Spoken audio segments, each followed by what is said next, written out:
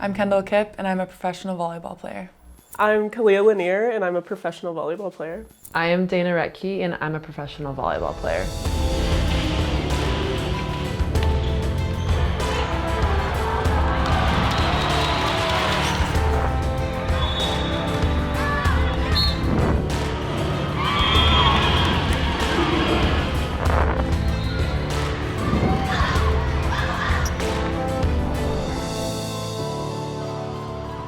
I grew up in a suburb of Chicago called Riverside, and it is really the quaintest, smallest, cutest little American town you could ever imagine. I grew up there with my two parents and my sister, and I wouldn't say that we had things necessarily the easiest, but I think my parents always pushed me a lot in whatever aspect it was. There was a very high standard for when it came to performing well in general, whether that be in school, like not doing your homework was not an option. Going to sports, making sure you went to every practice, you would show up to every game. If you committed to something, you went to it. We didn't have a whole lot of rules growing up, but our parents gave us a lot of freedom. But I think with that came a lot of responsibility. I grew up in Scottsdale, Arizona. Pretty calm town, not as calm as Canigliano. With my family, I have like 3 siblings, all older than me. I'm the youngest by 9 years. So the baby. I just like really always looked up to my siblings, especially my sister. She was actually the one who got me into volleyball because she played and I just adored her. Being the youngest, I'm like definitely the typical youngest of the family. I definitely think my siblings would say I'm spoiled, which they're not wrong. Definitely took in the spotlight and loved it, but I think I've mellowed out now. I was a big personality growing up. I think I've calmed down a little, but I remember like giving my mom the camera and being like, take pictures of me. A nice cozy home, so big with a beautiful outside. Frogs too. You can have these beautiful leaves and the flowers growing on the trees. Have a nice big comfy chair. But it's okay. You can look fabulous and good when you're in this big house. And that's all for now. And we'll see you next week on The Fabulous Show. Mwah.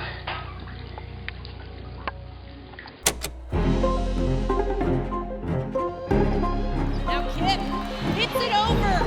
Stanford comes out on top. Kendall Kipp just absolutely laid it down with that one. I'm from Newport Beach, California, and it's an area where sports are very prominent and athletic success is kind of just a standard almost. And so I think I grew up around sports. Everyone was involved in them. Everyone was playing club and then playing collegiately. And so I think that's kind of just something I grew up thinking was the norm, and I was always around sports, having older siblings too. And so when I turned 4 or 5 years old, as soon as I was old enough to be in sports, I was. Kendall was the youngest in our family by a lot of years, so she was born and it was like she was all of our baby. So all of the older siblings just adored her, and one of her sisters built the crib in her room and wanted her to be in her room, and they just all were so proud of her and loved showing her off. And I would say she was adored by her older siblings a lot and had a lot of moms and extra dad.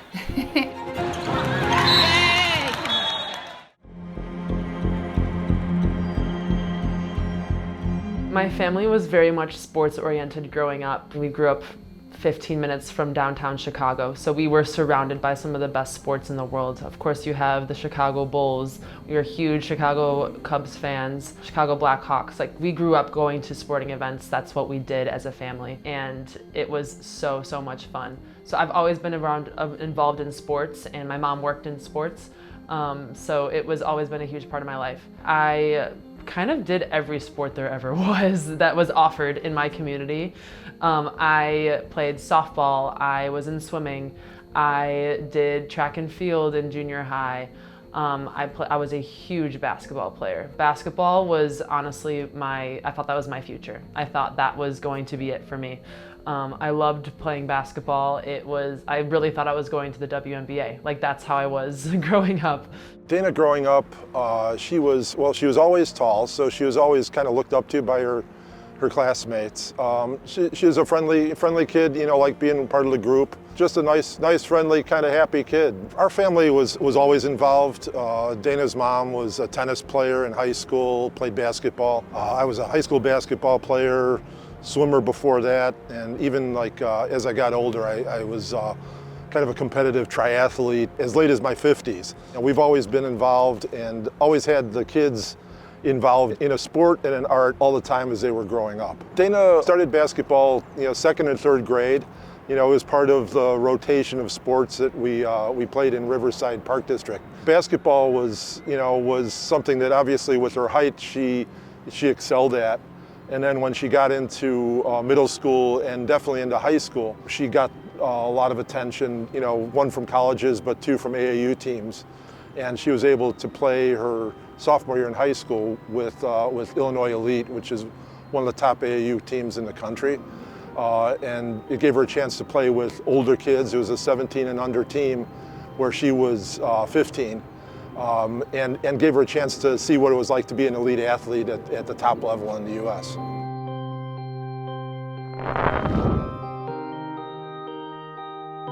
I think my first ever sports memory was going to NBA games with my dad because he was working. He was retired before I was even born. Lanier played 14 seasons in the league, most of them with the Pistons. After being taken number 1 overall in 1970, he averaged 20 points, 10 rebounds a game over his career. A true legend. I remember like playing with a lot of other players' kids and just like being in that like arena setting. And then the first like really competitive things that I remember doing in terms of sports were me and my dad would play like horse in the backyard, and we would bet on like everything, and I would like trash talk him for not winning a championship, and like he would trash talk me because I was like 8, didn't know how to shoot. And yeah, I think we bet that I would get a dog, and I think that was like how I got my first dog, is beating my dad in a game of horse. I was kind of fortunate enough that my dad was much older. My dad was 50 when he had me, and my mom was 42. So both my parents were a bit older growing up. So I could see his greatness in the way other people interacted with him that were maybe older and had so much respect for what he was doing, what he had done on the court, but also like the philanthropical work off the court was, I think, something that kind of really stayed with me. Just like the Basketball Without Borders or Read to Achieve, those different NBA programs that he was like really big into and sponsored. But yeah, at the end of the day, he was just like my dad. I think like I won in horse, so like, what season is it, Dad? 7, sweetie. Hey. Showing up. Her sister coached her at a YMCA in Arizona, was when she first started playing volleyball. So she came back and she told Bob, she goes, I want to play volleyball. He told her, he said, if you beat me in a game of horse, I'll let you switch. So they got out there and they played, they played the game. She won. She beat him for the first time. She beat him. And he said, okay, fair deal. But her sisters played volleyball and kind of taught her. We thought she was going with basketball, obviously, but she decided she didn't want to do that. She wanted to make a name for herself because when she played basketball, of course, everybody wanted to compare her to her dad. And she said, I just want to make a name for myself. And I don't want to be defined only by volleyball because I have a lot more to offer. And but she ended up choosing volleyball. We all kind of grew up doing different sports, trying everything out there. So my sister, one of them played basketball and volleyball. We all swam growing up. My brother played water polo. My other sister also played volleyball. But I started swimming competitively when I was 5 years old, I believe. And nothing super serious, but my neighborhood had a league, and every weekend I was at the pool, swimming, meets, and I also played soccer. Most people in my hometown played growing up, and it was kind of just for fun. My dad coached me for a lot of years. I think pretty early on in my life, sports were never something that I took super seriously or was super competitive with. I just enjoyed moving my body and playing a game with my friends, and so it was never something I really thought about, but I always loved swimming and playing soccer and trying other various sports.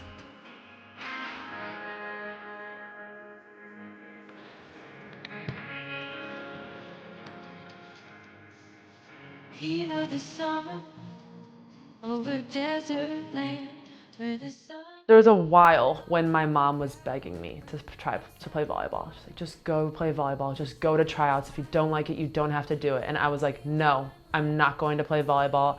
I don't want to play volleyball. I'm going to go to college for basketball. Like, this is what I want to do. And then one day, my best friend, who's still my best friend to this day, she was trying out for a volleyball team. And all of a sudden I was like, I want to play volleyball. My mom was like, thank you, Jesus. Probably got like 2 or 3 weeks in, and you could not get me out of the gym. My mom would drop me off at practice. We would be the first practice, then the older kids would practice next. And so I would go to the gym, I'd do my 2.5 hour long practice. My mom would come pick me up, and I'd be like, go home, I'm doing the next practice. I was addicted to the improvement. I was addicted to getting better. I was just addicted to like playing volleyball. Like, I had so much fun. The energy that the sport has, it was so new for me. I started playing when I was 15.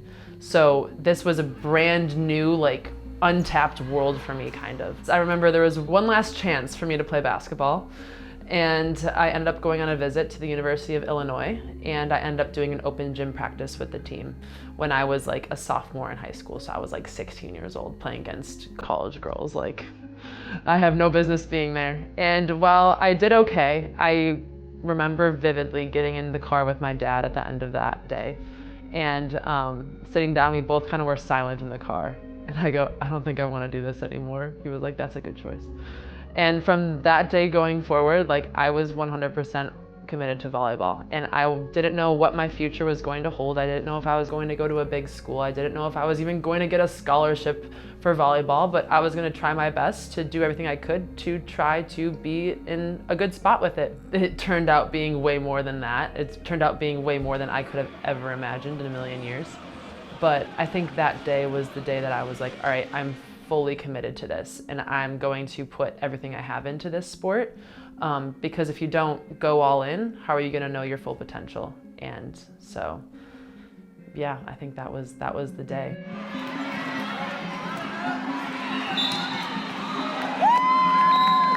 I don't think there was like a moment that I decided I wanted to just pursue volleyball. It was kind of like this slow falling in love with the sport, or like falling into addiction with the sport, in terms of just like always wanting to get better.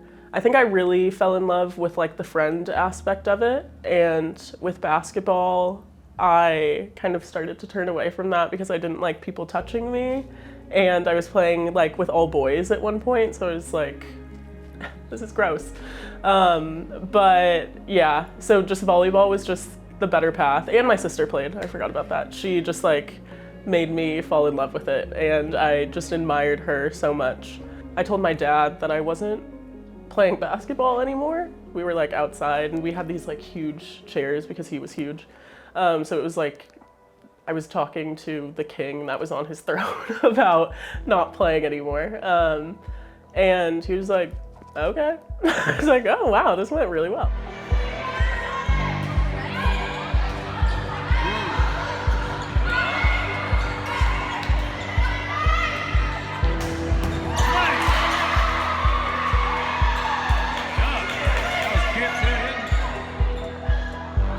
I grew up around volleyball with both my older sisters playing, and they are 9 and 11 years older than me. And so when they were in the super crazy busy years of club volleyball tournaments from 7 a.m. to 7 p.m., I was being dragged along to their games, and I did not like the sport. I thought it was not fun, and I hated being at those club tournaments all the time. And I'm a little bit stubborn as the youngest child, and I swore I was never gonna play and I was gonna do my own thing. But then when I got to about 6th or 7th grade, a lot of my friends started playing volleyball and going to clinics and tryouts, and I wanted to do what they were doing. And so I went to a clinic, and I remember just absolutely falling in love with the sport the minute I stepped onto the court. I just thought it was so much fun.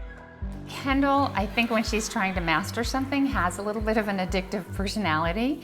So she wanted a pogo stick one year. Do you know what that is? For Christmas, she wanted a pogo stick, and she got it, and she jumped and jumped and jumped, and every day she would jump to 1,000. She had to get to 1,000 to jump, and if she quit and fell off at 759, she would start again at 1. And every day she would pogo stick. Instead of walking to school, she would jump to school. And with volleyball, it was the same way. Once she started playing, she really wanted to master it and would pass the ball against the wall outside, against the wall, against the wall, against the wall. Some of the stucco came off the house, but she had fun doing it. I personally didn't see a ton of athletic talent, but I think coaches recognized that early on, but it wasn't something I was super aware of at the time. I was kind of just having fun. And then I'd say when I was about 14 years old, my second year playing volleyball, I had just completed my first year of club and was entering my second, and I had a ton of different club coaches reaching out to me, almost like recruiting me to come to their clubs and giving me these pitches about how I could be the next big volleyball star. And I was kind of like caught off guard because I was like, what the heck are you talking about? But pretty quickly coaches started to see the potential in me and, made sure to tell me that, and it really encouraged me to just work hard.